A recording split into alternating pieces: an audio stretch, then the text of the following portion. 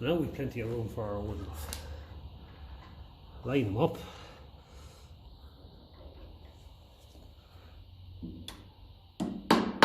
Little tap, tap, tap.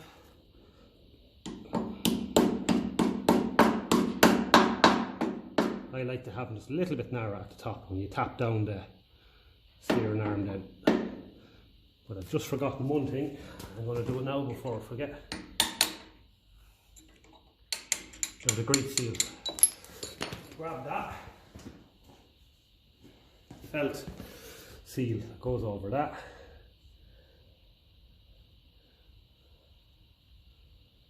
That goes. I might just put a bit of grease over that actually, you know, because it has. We're doing a bit of turning and stuff. May as well keep everything lubed up, and of course it'll stop moisture and dirt and stuff going down in there.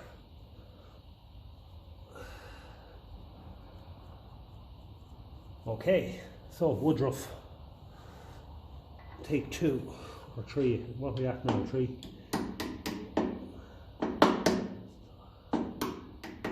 Just have a little bit on the top, if straighten itself then and goes in. That holds in there.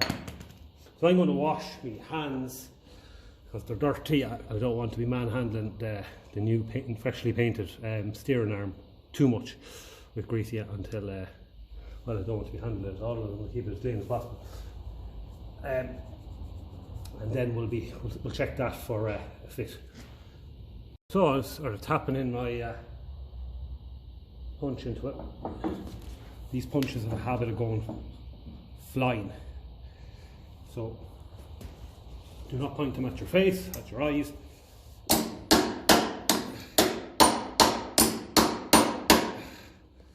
There we go.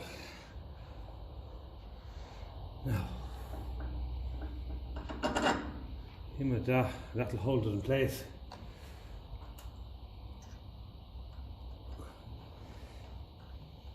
And then we can put on a nut. Okay. Not too bad. Last time off camera, it gave some ping, I can tell you. Some ping. So I'll go and get banners, sockets, get that tightened up. So it's going nice and smooth so far, thanks be to God.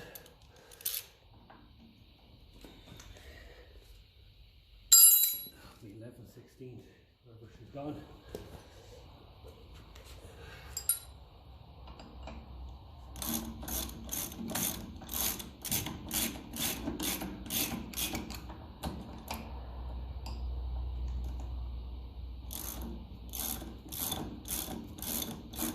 And that, my friends, is one rebuilt tap. So I'm going to quickly tap in the grease seal into the hub and get that hub greased up and fitted.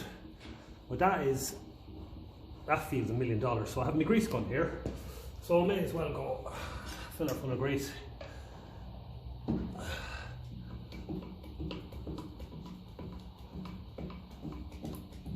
that'll really crown it. There we are. Feel that coming out here, coming out the bottom. Wow.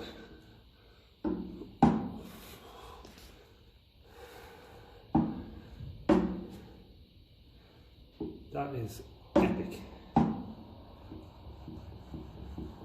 Free up a little bit more over time, but until then, it feels 110. I'm delighted with that. Okay, let's move on to the hub. Right, the hub. I tapped in the new grease seal in the back. We have our new bearing. It's ready to go. Inner bearing sits in loose in the back, so everything's greased up. Just going to put a bit of grease in there. Don't want to put too much because the grease seal is designed to keep it all in, but I will put in a bit there anyway. That should tap on in there. Thing of beauty. Our new bearing here.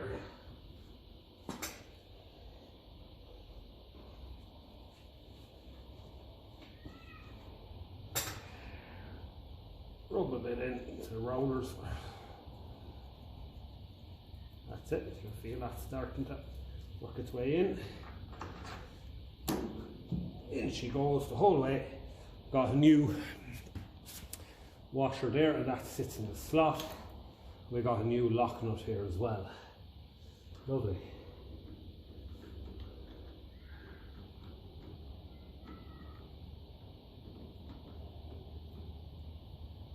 Okay, that's excellent. One of the studs was loose there from earlier on, so I'll put that in when I'm putting the wheel on. The back of it then has splines that grips then and it won't turn. So I'm going to go and get a socket for that, and we'll do a bit of a nip up on it and have a feel of it. Now, so we'll work out what size this is. Say, looking at it, it's 24, say an inch or so. An inch and 16. Bigger, so it must be metric. Yeah. So what I usually do with these is I go too tight. Yeah. Just to help bed everything in. You can feel them rollers really starting to head in there now. And then loosen off a little bit. And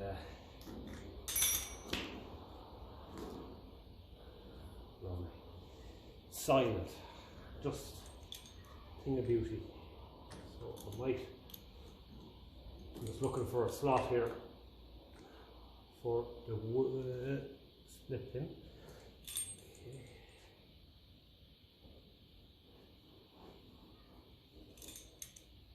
I go a little touch more.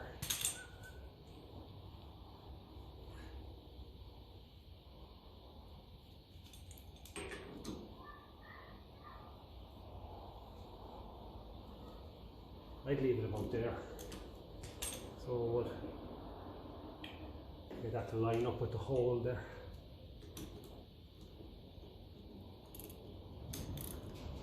Perfect. I'm going to leave that there. Very happy with that. Just tap in a nice little split pin.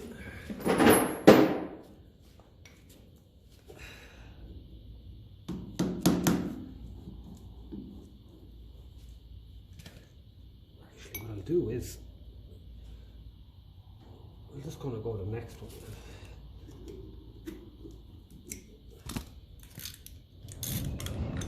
Let's go one more turn. Yeah, I think so. It's like that little bit of twisted turning there, just after bedding things in a bit. So, yeah, happy with that.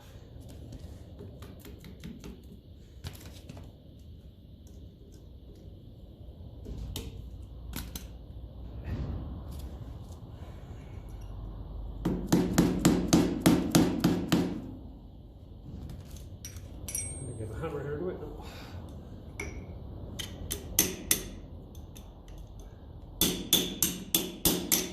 The best hammer is the hammer you have in your hand, I suppose, not the one you're looking for. Yeah, I'll go get a hammer, stop being lazy.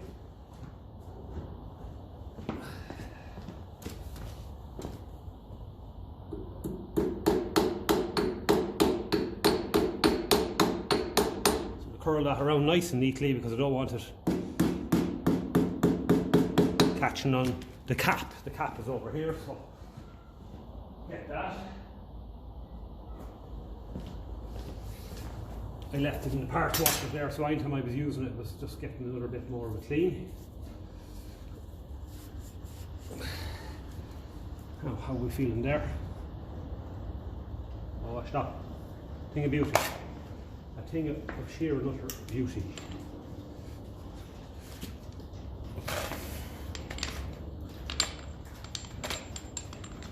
Squeeze in a bit of grace into that there.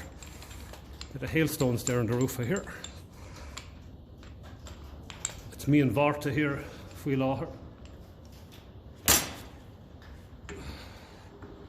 So I've been gachal of sort times around. Ah, yeah. Couldn't be happier with that.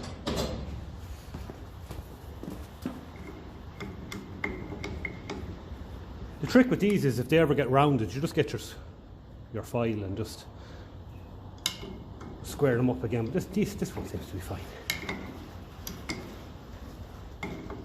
I'll give it a proper tighten up when I have the wheel on the ground, because it's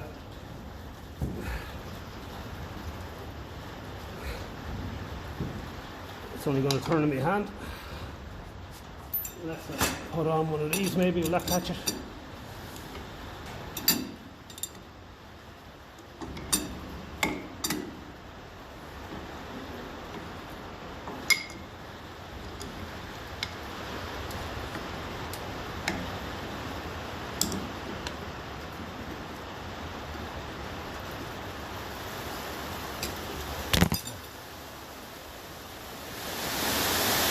Now, there's a shower rain for you. Shower hailstones. Lovely. Okay lads, we're back. We're back on three wheels. We're flying it.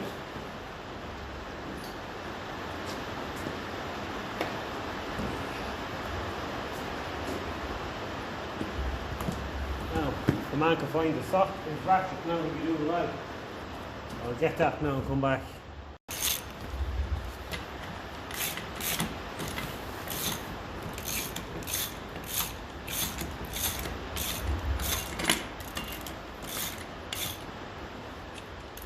I was saying to get two of them tightened up first anyway, just in case she falls off the jack. There is a axle stand under her as well, of course, but that it's force of habit, I suppose. There's every sort of thunder there, I don't know if they heard in the video, the background there.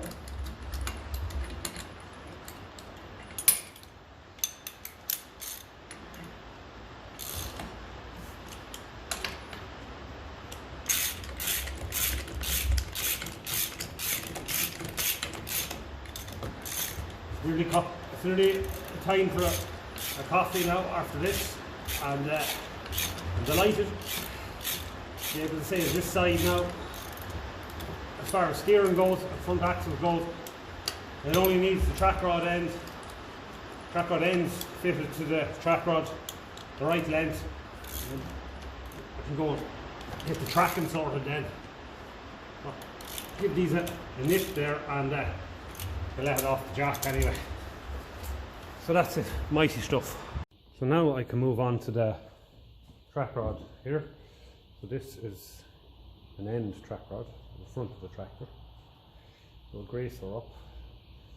Before we do that, I'm just thinking of the top here. You need to tap on one of the brackets on the end. So what way do I want that? Do I want it inwards? Probably is the best, I'd say. Tap him on, rubber mallet, like so. We've greased up our threads. No point in putting the bolt and nut through that either, because it's only going to tighten up our threads. So I'll thread this in a bit. I'll get the old one then, and we'll match up the amount of thread. The lengths we'll call it. So I'll get the old one now for reference. This is the end. We're looking here at the steering box. So these threads are actually, they go in the opposite way. So the idea is that you can grab this and you can twist it. And by turning it one way, it'll actually thread both in. So, give it a bit more of a nip. So I have the old track rod end here. So we'll put that up, line it up roughly. We see we need to go in a bit more. So I actually kind of bolt this on there. It's easier for turns.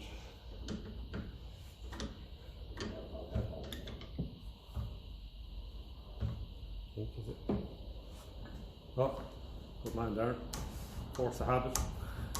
These are anti-clockwise threads. Okay, let's get a rough ballpark here, so we need to go in a bit more. It's mind-boggling. Twisting it the wrong way. This is the reason why I didn't want to give this too much paint, because I'll be able to paint it when put it up when I'm finished with all of this. I can mask off the tractor then and give it a. So we're about nearly right there. Oh, have I gone wrong again? Oh no. No, wrong again, of course. I think that's the way it's going to be, yeah. It's very fine tread, so you could do a good few turns and not notice anything. Yeah. So we'll sit there for a second, line her up. Make sure this other end is straight.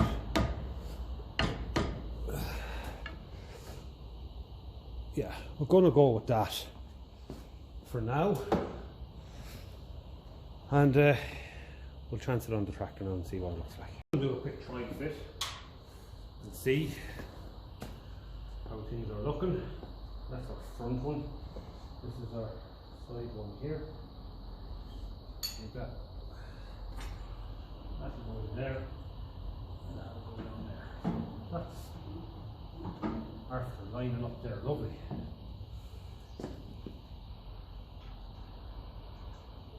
We'll go with this for the time being, lightly the tractor on. Where I'll be able to fine tune everything then.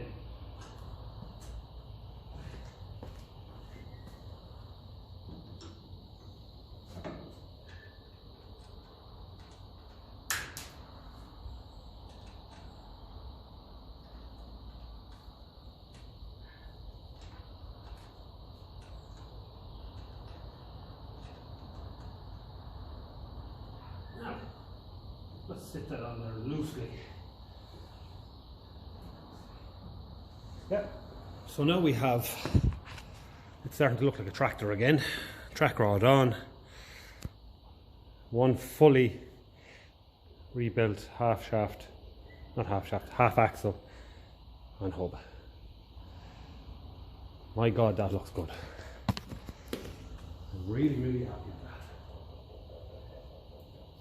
I usually turn these out. I don't want them catching it in there, and I turn them in.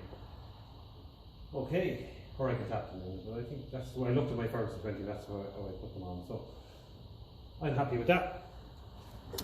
Next job what I wanted to do is to check the end float and the bearings. So what I did with this half shaft, but gave that sealing surface another quick sandpaper, brought this into the parts washer, blew it out with the air gun.